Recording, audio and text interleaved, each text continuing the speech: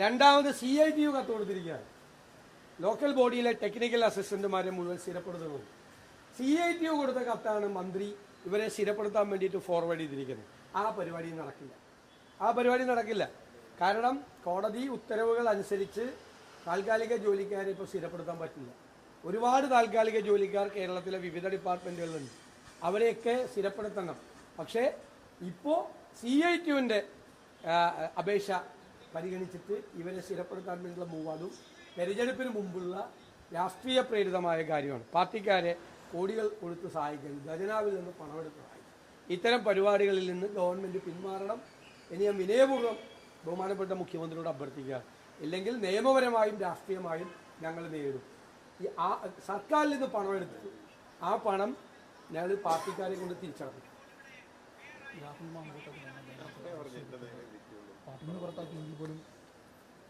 എങ്കിൽ പോലും ഞാൻ എന്താ പറയുന്നത്,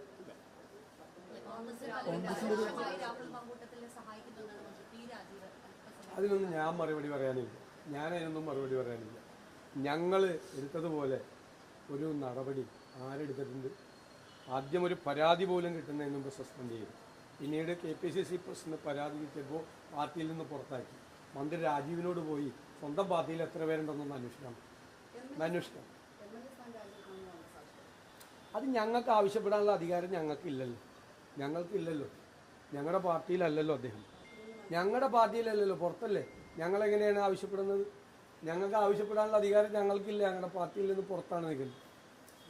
അയോഗ്യനാക്കാനുള്ള ഒരു നിയമോപദേശം തേടുന്ന സ്പീക്കർ പറഞ്ഞിട്ടുണ്ട്. അയോഗ്യനാക്കാൻ അല്ല, അതൊക്കെ നിയമപരമായ ഏത് വഴികളിലൂടെ പോകുന്നതിനും നിയമത്തിന്റെ വഴിക്ക് പോകും. ഈ കാര്യത്തിലൊക്കെ എൻ്റെ നിലപാട് കേരളത്തിലെ ഓരോ കുഞ്ഞുങ്ങൾക്കും അറിയാമല്ലോ. പിന്നെ നിങ്ങൾ എന്തിനാ എന്നോട് ചോദിക്കുന്നു? നിങ്ങൾക്കറിയാലോ ഇതിന്റെ പേരിൽ എന്തുമാത്രം വ്യക്തിപരമായി വേട്ടയാടപ്പെട്ട ഒരാളാണ് ഞാൻ. അപ്പയൊന്നും കുലുങ്ങിയില്ലല്ലോ. ഞാൻ നിങ്ങളോട് പറഞ്ഞല്ലോ എൻ്റെ നിലപാട്. എന്തിനാണ് നിങ്ങൾ ചോദിക്കുന്നത്? എൻ്റെ നിലപാട് കേരളത്തിലെ കുഞ്ഞുങ്ങളോട് ചോദിച്ചാൽ ഇക്കാര്യത്തിലുള്ള എൻ്റെ നിലപാട് പറയും. ഇപ്പൊ ഞാൻ വേറെ നോ കമന്റ്സ്. ഞാൻ ഇനി ഒന്നും പറയാനില്ല.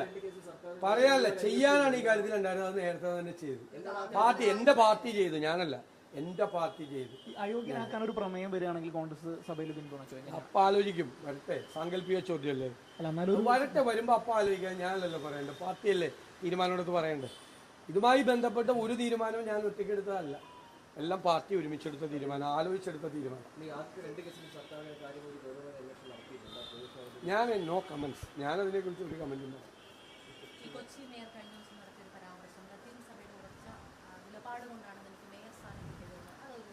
ഒന്നാമത് അല്ല, അത് യഥാർത്ഥത്തിൽ ഈ ഞങ്ങളെല്ലാം ലീഡർഷിപ്പിലിരിക്കുന്നു.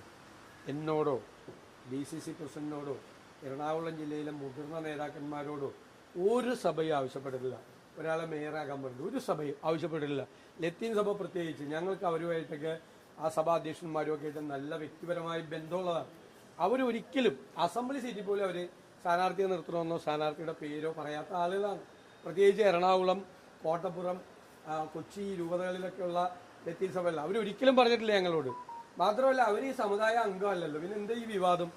അവരാ സമുദായത്തിലെ അംഗമല്ല, പിന്നെ എന്തിനാണ് വിവാദം?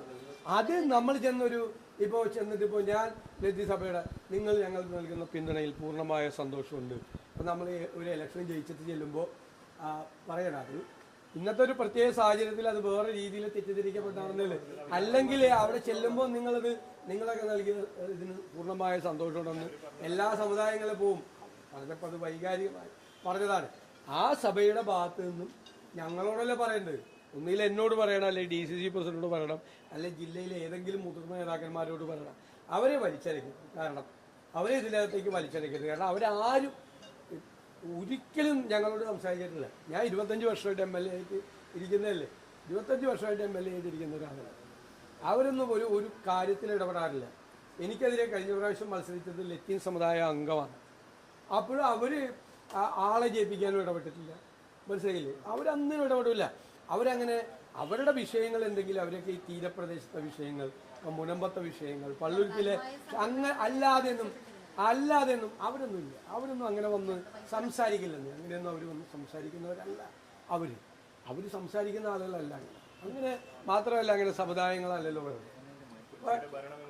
പിതാക്കന്മാർ സംസാരിച്ചത് മേയർ തന്നെയാണ് പ്രസംഗത്തിൽ പറഞ്ഞത്. പിതാക്കന്മാർ തനിക്ക് വേണ്ടി സംസാരിച്ചത് മേയർ തന്നെയാണ് പ്രസംഗത്തിൽ പറഞ്ഞത്. എനിക്കറിയില്ല, ഞങ്ങളോട് പറഞ്ഞിട്ടില്ല എന്തായാലും. കൊച്ചിയുടെ ഭരണം ഇതുകൊണ്ട് എന്ത് ബന്ധവും വെറുതെ വേണമെങ്കിൽ ഒരു വിവാദം കൂടെ ഉണ്ടാക്കി വേറൊന്നുമില്ലെങ്കിൽ ഇത് നിൽക്കുക. ഇപ്പൊ ഇന്ന് വേറെയൊക്കെ വന്നേക്കണോണ്ട് അതങ്ങ് പോയി. ഇല്ലെങ്കിൽ ഇന്നിപ്പോ വേറെ വാർത്തയൊന്നും വന്നില്ലെങ്കിൽ ഇന്നങ്ങ് ചെയ്യാം.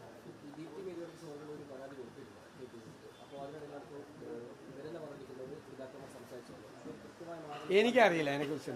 അവിടെ APCCക്ക് ഒരു പ്രൊസീജിയറുണ്ട്. ആ പ്രൊസീജിയർ ഞാൻ നേരത്തെ പറഞ്ഞത് കൃത്യമായി പാലിച്ചിട്ടാണ് എല്ലാ സ്ഥലത്തും ഇത് ചെയ്തിരിക്കുന്നത്. എല്ലാ സ്ഥലത്തും. അല്ലാത്ത സ്ഥലത്തെ പറ്റി കംപ്ലൈൻറ്റ് ചെന്ന് കഴിഞ്ഞാൽ ചെയ്യാം. ഞാൻ അതിൻ്റെ ഡീറ്റെയിൽസ് ഞാൻ പറയാൻ പാടില്ല. APCCയുടെ പ്രൊസീജിയർ എല്ലാവരോടും വിളിച്ചൊറ്റയ്ക്ക് ചോദിച്ച് അവരുടെ ഇതാണ്. അതിൽ ഓരോരുത്തർക്ക് എത്രയാണ് കിട്ടിയെന്ന് പറയാൻ പാടില്ലാത്ത ഒരാളാകൊണ്ട് ഞാൻ പറയുന്നില്ല. ആ പ്രൊസീജിയർ അനുസരിച്ച് മുതിർന്ന നേതാക്കൾ ഇരുന്ന് ഓരോ കൗൺസിലർമാരോട് അഭിപ്രായം ചോദിച്ചെടുത്തിരിക്കുന്ന ഒരു തീരുമാനമുണ്ട്. ഒരു പ്രൊസീജിയർ വയലേഷനും അവിടെ ഈ ജില്ലയിൽ എങ്ങും നടന്നിട്ടില്ല. ഏതെങ്കിലും ജില്ലയിൽ നടന്നിട്ടുണ്ടെങ്കിൽ അത് പരാതി കൊടുത്താൽ പാർട്ടി പരിശോധിക്കുകയും ചെയ്യും. അത്രയേ ഉള്ളൂ. ഈ ശബരിമല സ്വർണ്ണക്കൊള്ള കേസിൽ ഈ തന്ത്രിയുടെ അറസ്റ്റോട് കൂടിയിട്ട് പലരും രക്ഷിക്കാനുള്ള ശ്രമം നടക്കുന്ന ഒരു വിമർശനം നിലനിൽക്കുന്നു. അതായത് മുൻ മന്ത്രിയെ ചോദ്യം ചെയ്തു, അത് അവരൊന്നും അറസ്റ്റ് ചെയ്യുന്നില്ല എന്നൊരു വിമർശനം. ഞാൻ പറയണത്, ആരാണെങ്കിലും ഈ കേസിൽ കുറ്റം ചെയ്താൽ നിയമത്തിന്റെ മുന്നിൽ കൊണ്ടുവരും. ആരാണെങ്കിലും കൊണ്ടുവരാം. ശബരിമല തന്ത്രിയെ പോലെ ഒരാളെ അറസ്റ്റ് ചെയ്യുമ്പോൾ അദ്ദേഹത്തിന്റെ ഇൻവോൾവ്മെന്റ് എന്താണ് കേസ്, ഏത് കാര്യത്തിലാണ് അദ്ദേഹം ഈ കേസിൽ ഒരു പ്രതിയായത്, എന്തിനാണ് അറസ്റ്റ് ചെയ്തതെന്ന് പറയേണ്ട ഒരു ബാധ്യത കൂടി SITക്ക് ഉണ്ട്. അത്രയേ ഉള്ളൂ. ആരാണെങ്കിലും ഇപ്പം മന്ത്രിയെ അറസ്റ്റ് ചെയ്ത് കഴിഞ്ഞാലും ഒരു മന്ത്രിയെ പെട്ടെന്ന് അറസ്റ്റ് ചെയ്യുമ്പോൾ എന്താണ് മന്ത്രിയുടെ പങ്കാളിത്തം? മന്ത്രിയെ അറസ്റ്റ് ചെയ്താലും തന്ത്രിയെ അറസ്റ്റ് ചെയ്താലും അവരുടെ പങ്കാളിത്തം എന്താണ് എന്ന് വ്യക്തമാക്കണം. ഇപ്പോൾ മുൻ ദേവസ്വം ബോർഡ് പ്രസിഡന്റുമാരെ അറസ്റ്റ് ചെയ്ത സമയത്ത് അവരുടെ പങ്കാളിത്തം എന്താണ് എന്ന് കോടതിയിൽ വളരെ വ്യക്തമായിട്ട് പറയാറുണ്ട്. അവർ ജാമ്യാപേക്ഷ കൊടുക്കുമ്പോഴും മറ്റൊരു. അതുപോലെ ശബരിമല തന്ത്രി എന്ന് പറയുന്ന ഒരു വളരെ പ്രധാനപ്പെട്ട സ്ഥാനത്തിരിക്കുന്ന ഒരാളാണ്. അദ്ദേഹത്തെ അറസ്റ്റ് ചെയ്യുമ്പോൾ ഏത് കാരണത്തിന്റെ പശ്ചാത്തലത്തിലാണ് അറസ്റ്റ് ചെയ്തിരിക്കുന്നത്, എന്ത് ഗ്രൗണ്ടിലാണ് അറസ്റ്റ് ചെയ്തിരിക്കുന്നതെന്ന് ഒരു പൊതുസമൂഹത്തോട് പറയുന്നത് നന്നായിരിക്കും എന്നാണ് എൻ്റെ അഭിപ്രായം. അത് നാളെ ഒരു മുൻ മന്ത്രിയെ അറസ്റ്റ് ചെയ്ത് കഴിഞ്ഞാലും ഇത് തന്നെ വേണം. ഞാൻ വളരെ കൃത്യമായിട്ട് പറഞ്ഞിട്ടുണ്ടല്ലോ, ഞങ്ങൾ SITയുടെ പ്രവർത്തനത്തിൽ ഞങ്ങൾ ഒരു സംശയവും രേഖപ്പെടുത്തില്ല. SITയുടെ മീതെ മുഖ്യമന്ത്രിയുടെ ഓഫീസിൽ നിന്ന് സമ്മർദ്ദം ചെലുത്താൻ ശ്രമിച്ചപ്പോഴാണ് ഞാൻ പറഞ്ഞത്. സമ്മർദ്ദം ചെലുത്തി അവർ ആ സമയത്ത് തെരഞ്ഞെടുപ്പ് കാലത്ത് ഇവരെയൊന്നും ചോദ്യം ചെയ്യാതെ ഒന്ന് നീട്ടിക്കൊണ്ടുപോകാൻ ശ്രമിച്ചത് കോടതി അത് തന്നെ പറഞ്ഞു ഇല്ലേ?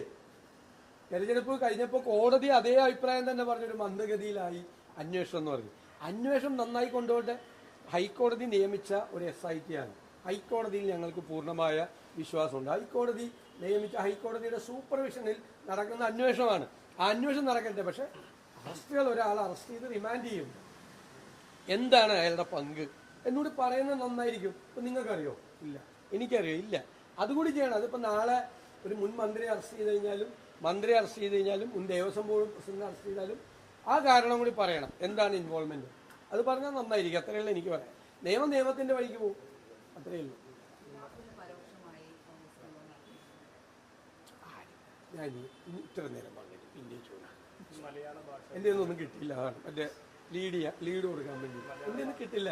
കാരണം എന്ന് വെച്ച് കഴിഞ്ഞാൽ ഞാൻ വേറെ പ്രത്യേകിച്ച് ഒന്നും പറയേണ്ട ആവശ്യമില്ല. നിങ്ങൾക്കല്ലേ ഏറ്റവും നന്നായിട്ട് അറിയാം. നിങ്ങൾക്ക് നന്നായിട്ട് അറിയാമല്ലോ. ജയിപ്പിച്ച ജനങ്ങളോടുള്ള ഉത്തരവാദിത്വമല്ലേ കോൺഗ്രസ് നിറവേറ്റിയത്. ഇന്ത്യയിൽ ഏതെങ്കിലും രാഷ്ട്രീയ പാർട്ടി പോലെ നിലപാടെടുത്തിട്ടുണ്ടോ? അത് നിങ്ങൾ എന്താ പറയാ? അതല്ലേ പറയണം.